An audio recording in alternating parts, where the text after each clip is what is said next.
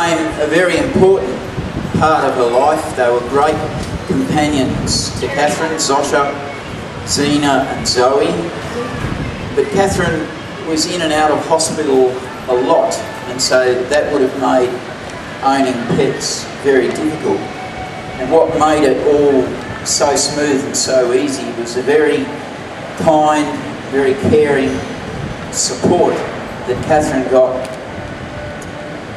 from the two people who took Catherine's dogs, and indeed, I believe, provided her with the last one of her dogs, Zoe. To Chris and Karen, on behalf of the family, we thank you very, very much for your support and care of Catherine in that way, and many others. She would not have been able to have the companions that helped make her life really nice and helped give her that companionship at home when she was at home on her own. So we really do thank you for that.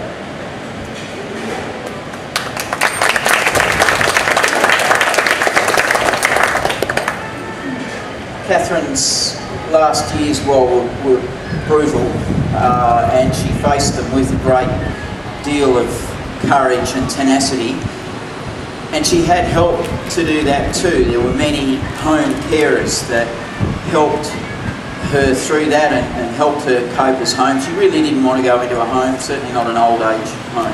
It just wasn't appropriate for her.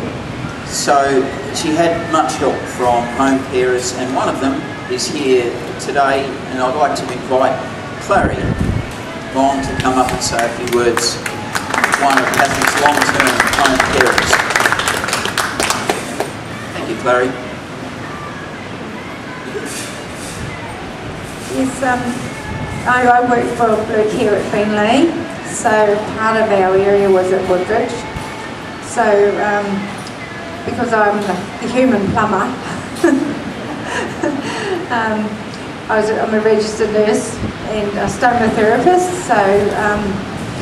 so I do, initially it was like monthly visits, and we had the plumbing business, and then later we had stomas, and so I was in there often. So we had a lot of, I mean, we had to give her heaps of support, of course, but it was also lots of fun, and it was made even more special by having Zena there. Zena was the most beautiful Alsatian dog you've ever seen, I'd ever seen. She had the most beautiful colours, and she had a great temperament, and she was a great, she was that great support for Catherine, and they had a great relationship, and Catherine was in our hospital a fair bit. Her great real support at Princess Alexandra Hospital was Dr. Darryl Hall, so he was a great advocate for her, and she was in and out a fair bit,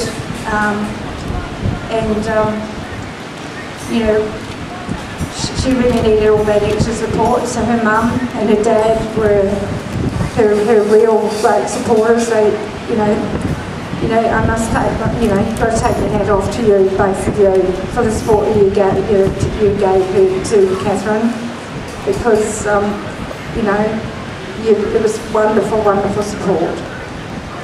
She couldn't have coped without it. Bev was there for, I know, one particular time, for weeks. Well, I think we ran into months.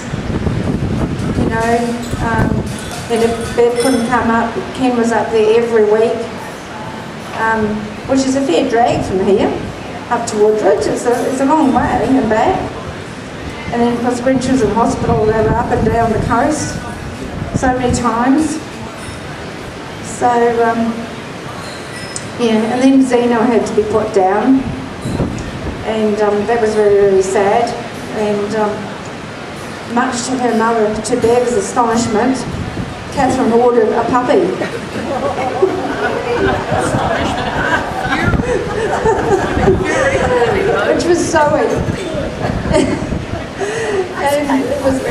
was quite hilarious, you know. Zoe was sort of racing up under the wheelchair, through the plumbing. Goodness me. Oh, she got herself into, yeah, lots of strife.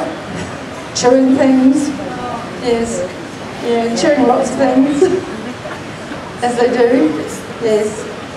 But, yeah, but Catherine's knees were getting more and more. So actually, we filled out all the forms for a package, and Catherine got acknowledgement that it had been accepted, and we're thinking, what's happening here? Nothing's happening, you know.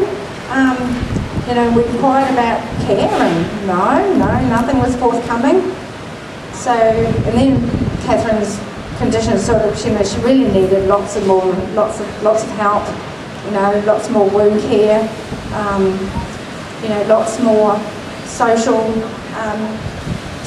you know, apart from her everyday needs, you know, she needed social outlets. She, you know, it was more than blue care, but